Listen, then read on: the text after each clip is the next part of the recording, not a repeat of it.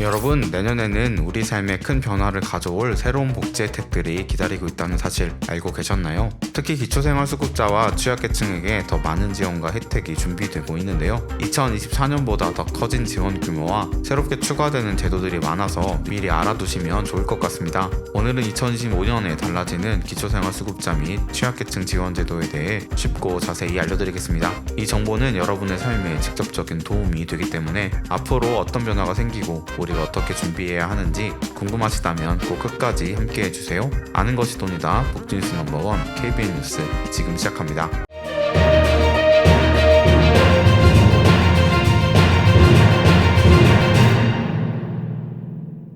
먼저 기초생활수급자에게 가장 반가운 소식부터 전해드리겠습니다. 바로 생계급여 인상 소식인데요. 정부에서 생계급여 지원 금액을 매년 조금씩 올려오긴 했지만 이번 인상폭은 꽤 큽니다. 2025년부터는 생계급여가 무려 6.4% 인상됩니다. 구체적으로 보면 4인 가구 기준으로 기존에 받던 183만 3,572원이 195만 1,287원으로 올라갑니다. 단순 계산해보면 월 12만 원이 추가로 지원된다는 뜻이죠. 생계급여만으로 생활하시는 분들에게는 정말 소중한 금액일 겁니다. 매달 추가로 받을 수 있는 금액이니 생활에 큰 보탬이 되겠죠. 다음은 자동차 재산 기준 완화 소식입니다. 이 부분도 많은 분들이 궁금해 하셨을 텐데요. 예전에는 자동차를 소유하고 있으면 그 자동차의 가치를 재산으로 보고 지원 대상에서 제외되는 경우가 많았습니다. 예를 들어 배기량 1600cc 미만에 200만 원 이하의 중고차는 일부 인정됐지만 그 외의 차량은 차량 가격 전액이 소득으로 간주되었습니다. 그러다 보니 차량이 있는 분들이 생계급여나 의료급여 수급 자격에서 탈락하는 경우가 많았죠. 그런데 2025년부터는 자동차 기준이 대폭 완화됩니다. 배기량 2000cc 미만, 차량 가격 500만원 미만의 차량이라면 생계급여와 의료급여 지원 자격을 유지할 수 있습니다. 즉 중고차라도 더 넉넉한 기준으로 인정받을 수 있게 된 것이죠. 예전에는 자동차 소유 때문에 수급 자격을 잃었다면 이제는 더 많은 분들이 지원을 받을 수 있게 됩니다.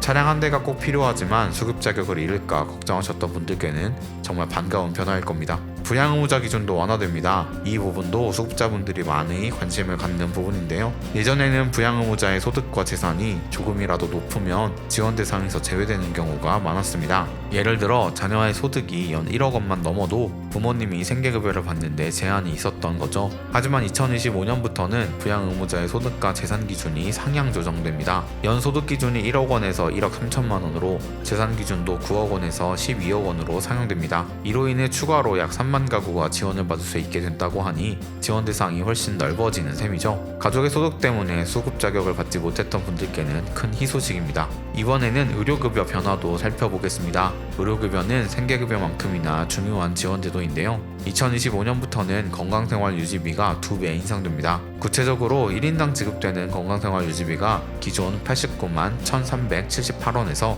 95만 6,805원으로 인상됩니다. 의료비뿐만 아니라 건강을 지키기 위해 필요한 생활비가 더 늘어나는 것이죠. 더불어 의료급여 수급자들은 약값이나 진료비에 대한 부담이 큰데 이번 변화로 인해 의료비 부담이 다소 줄어들 것으로 기대됩니다. 주거급여도 변합니다. 자가가구의 집 수리 비용으로 지원되는 수선유지비가 29% 대폭 인상됩니다. 수선유지비는 주택의 낡은 부분을 고치는 비용인데요. 기존에는 보수가 필요해도 지원이 부족해서 곤란했던 경우가 많았습니다. 하지만 2025년부터는 대보수 1,601만원, 중보수 195만원, 경보수 590만원으로 지원 금액이 확대됩니다. 이 외에도 월세를 지원하는 주거급여의 기준 임대료가 3.2%에서 7.8%까지 인상된다고 하니 월세 부담을 덜 수 있을 것으로 보입니다. 영양 취약계층을 위한 농식품 바우처 제도도 전국적으로 확대됩니다. 이 바우처는 중위소득 32% 이하의 가구 중 임산부, 영유아, 초중고 학생이 있는 가구에게 지급되는데요.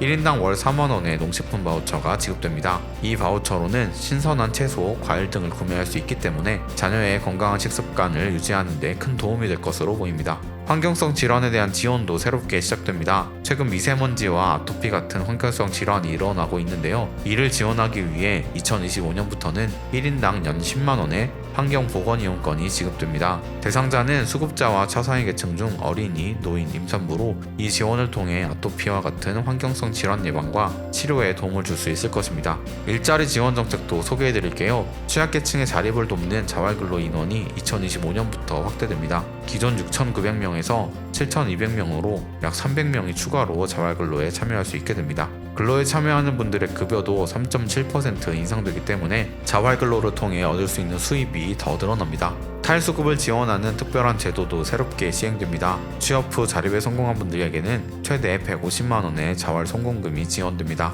게다가 6개월 동안 근로활동을 지속하면 50만 원, 1년이 지나면 100만 원을 추가로 지원받을 수 있습니다. 단순히 수급에서 벗어나도록 돕는 것이 아니라 취업 후에도 지속적인 지원이 이루어지는 것입니다. 마지막으로 저소득층 희망저축계좌에 정부 지원금이 확대됩니다. 기존에 정부가 매월 평균 10만 원을 지원했지만 2025년부터는 월 20만 원으로 인상됩니다. 이 외에도 저소득 아동 디딤 씨앗 통장 대상도 확대된다고 하니 미래를 위해 자녀의 자산을 미리 마련해 주는데 큰 도움이 될 것 같습니다. 오늘 전해드린 2025년 달라지는 기초생활수급자 및 취약계층 지원 정책은 정말 알차고 의미 있는 변화들로 가득합니다. 생계급여 인상, 자동차 대상 기준 완화, 부양의무자 기준 완화, 의료급여 강화, 주거급여 확대 등 다양한 지원이 준비되어 있으니 해당되시는 분들은 꼭 기억해 두셨으면 좋겠습니다. 특히 변화되는 정책들이 많다 보니 주변 분들에게도 꼭 공유해 주세요. 앞으로도 새로운 복지 소식이 전해지면 빠르게 알려드리겠습니다. 오늘 준비한 영상은 여기까지입니다. 영상 유익하셨다면 구독, 좋아요, 알림 설정 부탁드립니다. 아는 것이 돈이다. 지금까지 복지뉴스 넘버원 KBN 뉴스